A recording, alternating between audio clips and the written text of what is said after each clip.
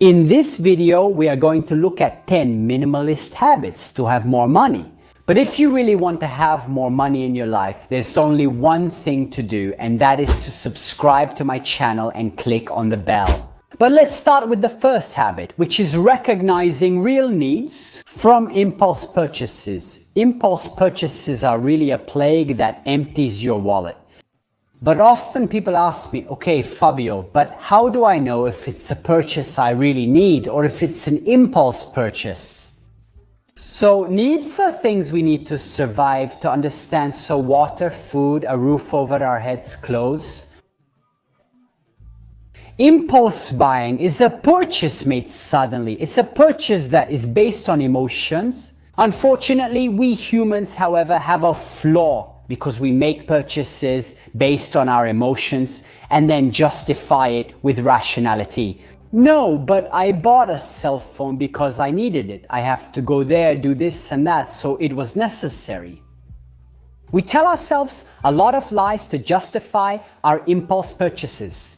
To understand if we are making an impulse purchase, there are several questions we can ask ourselves. Do I really need it in my daily life, or is it just a whim? Can I do without it? Will this purchase improve my life or not? This is crucial because sometimes we make impulse purchases and maybe we even take on a loan to make this impulse purchase. Practical example. When we buy a new phone, maybe with some super Madonna cameras, it's true, we are super happy at that moment, but then after 2 weeks, do we use the phone in the same way? Very often it is not so.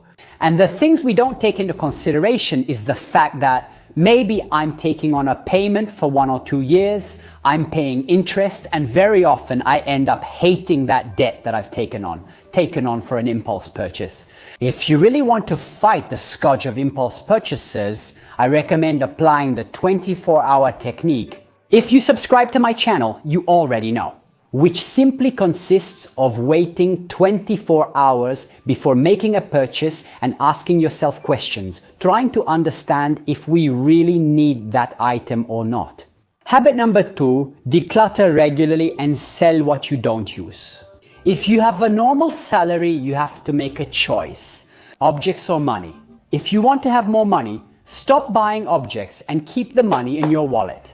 Set them aside, create an emergency fund, and remove items we don't use often. It helps us, 1, to keep our house in order, 2, it helps us to earn money because indeed, if there are things that we do not use, we can recover some money. Obviously, the best thing would be to avoid, in the first place, buying things that we then do not use, but I understand that it is not always possible. The objects in our life do nothing but take up space in our house and in our head, and this very often equates to stress. Having fewer objects often also means spending less time tidying up the house. And having more time for yourself, having more time to spend with the people you love, having more time for your hobby or to do what you like most. Also, owning fewer objects can increase their value. Because nowadays we are so used to having things easily that we no longer give them value. Habit number 3, reduce the need to have objects. This ties in a bit with the habit we just talked about. But I understand that in the modern age and being used to living this way, it seems normal to us to link gratification, happiness, satisfaction to buying objects. This is because having something new gives us a dopamine rush. What is dopamine?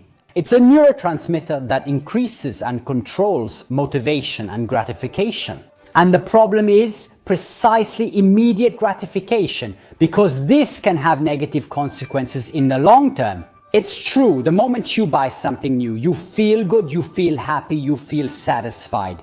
But often, right after, you either regret it or you don't realize that thing will have negative consequences for you in the long term. Let's take a small example with fast fashion. If you go to the mall every Saturday and have a habit of buying clothes, no, Fabio, but I don't spend much. The first Saturday you might spend 10-15 euros on 2 shirts you might not even like. But you do it only because maybe you had a tough week and you want to cheer yourself up. The problem is that dopamine rush is gone after a day. So what do you do now? The next week you seek the same feeling. This mechanism keeps repeating every week, with the result that your bank account is getting emptied. In the short term, what you have is a dopamine rush, a feeling of happiness. But in the long term, maybe you're not saving that money when you could easily put it aside. And then, when you really need it for a major expense, you don't have it, resulting in frustration because you're always short of money when you need to make a more significant purchase. So, for immediate gratification, you're giving up on so many more important things that you could have in your future.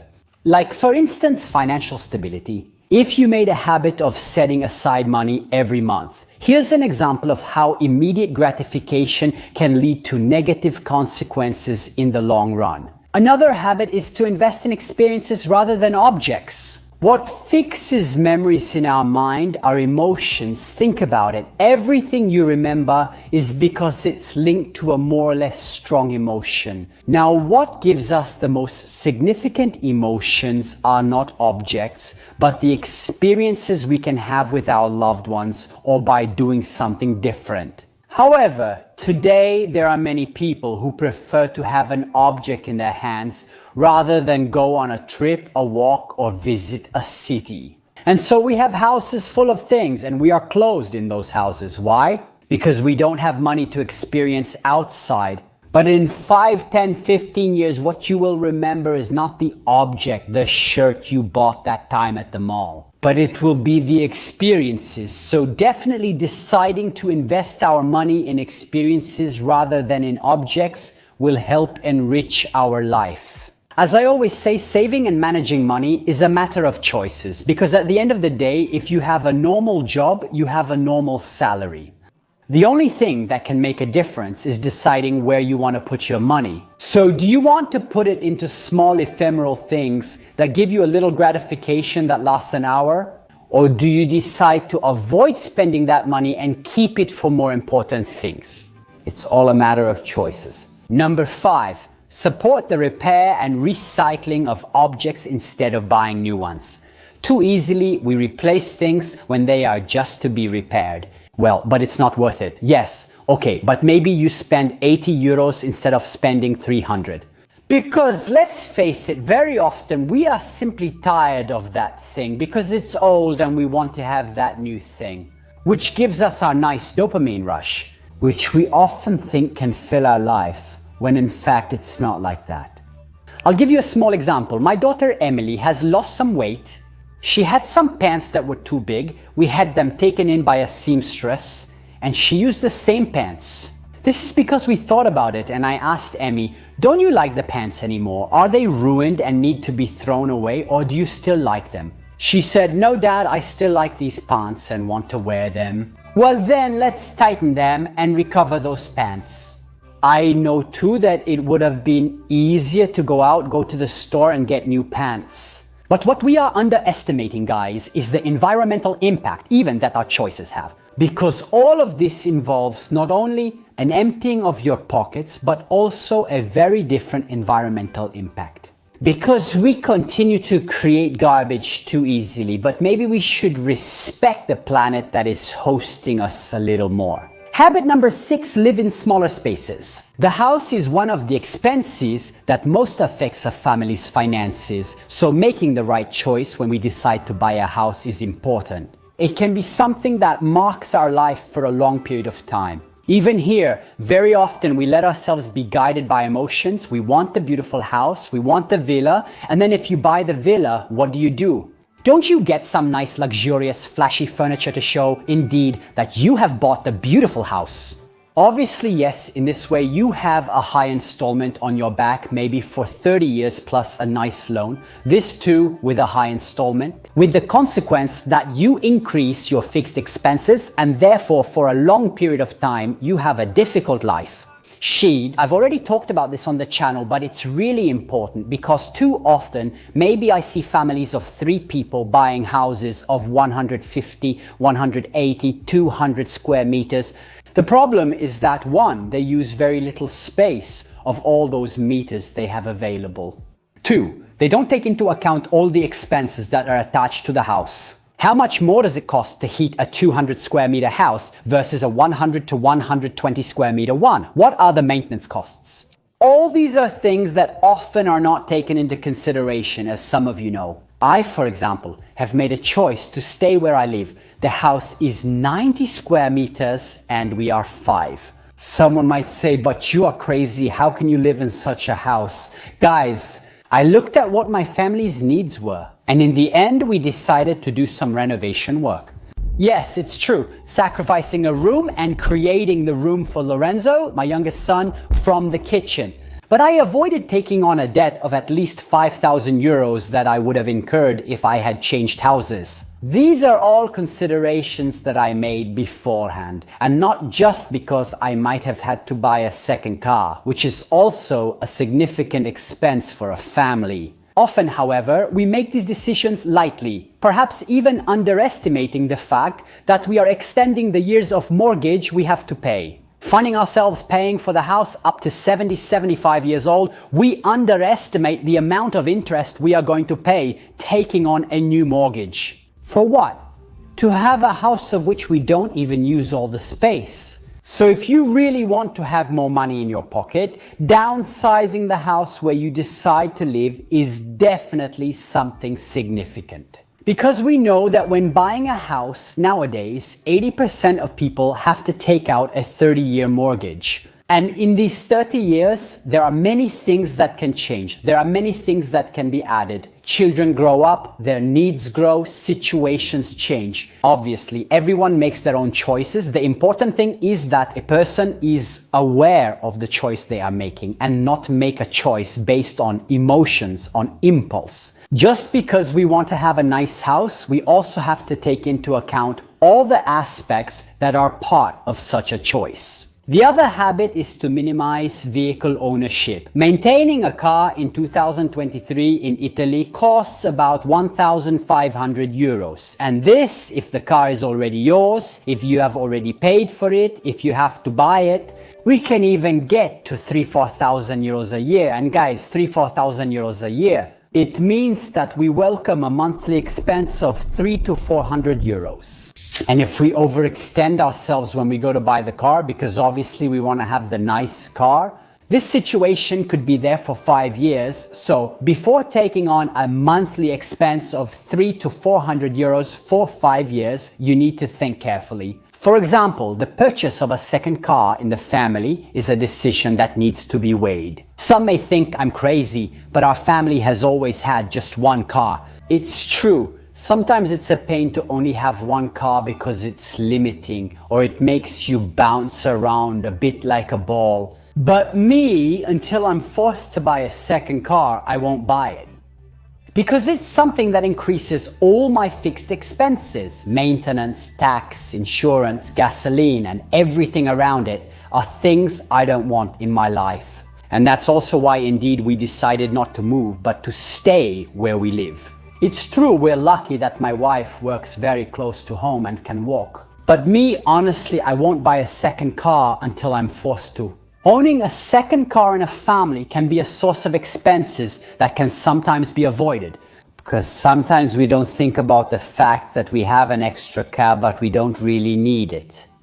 Then, nowadays, we have many options besides the classic bicycle. We can have an electric scooter. There is car sharing that is starting to become more and more widespread everywhere. So we have the possibility perhaps to take the car only when we really need it. We can rent it for a few hours, for a day, for a week.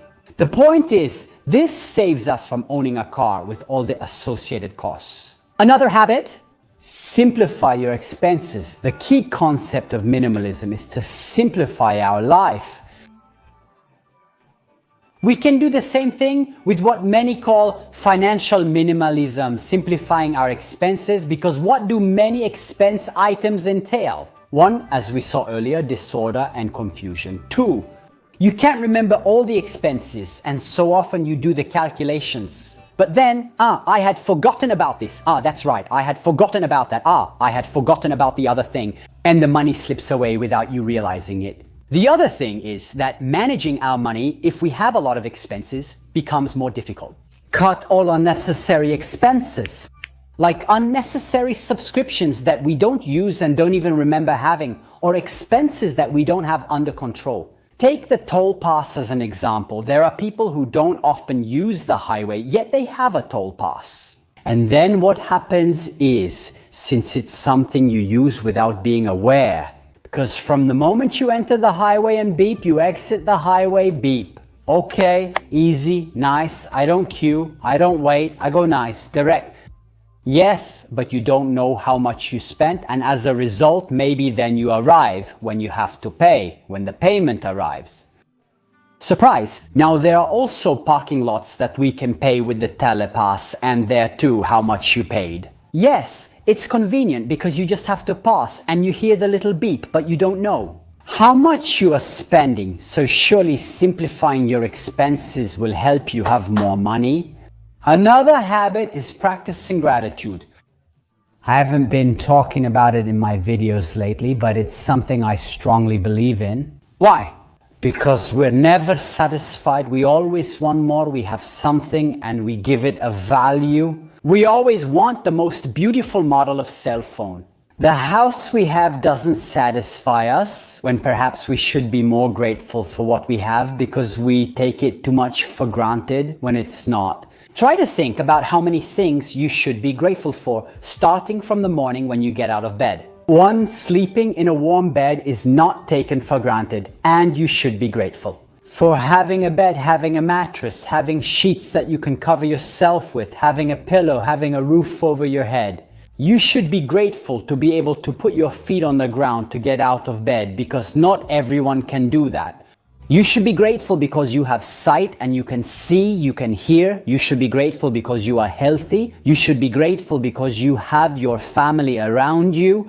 Yes, it's true, maybe your life isn't perfect, but we should still be more grateful for what we have and practice gratitude daily by realizing everything we have in our life, even if it's not material. Because often what we look at is the material things we have in our life. But maybe you have a family that loves you. You have friends who support you. This is also wealth, but we don't give it weight. We don't see it because we take it for granted, and because we tend to give value to objects rather than other things. Like time could also be. We should all be more grateful to life instead of focusing our thoughts and energies on what we don't have. Because this is the problem, guys. We always think about the things we lack, the things that are not enough in our life, instead of thinking about everything we have and maybe doing something with what we have. And this is also an important theme. We get stuck on everything we can't do with the things we have, or with our qualities, or with our current situation. And so we give up on asking ourselves, okay, but what can I do with what I have right now? Start from there. Start with what you have and what you can do with what you have, with the person you are. Because then, starting from there, you can always raise the bar higher and higher. But until you are grateful for the things you have, life will not give you more. That's why we should all be a little more grateful to life.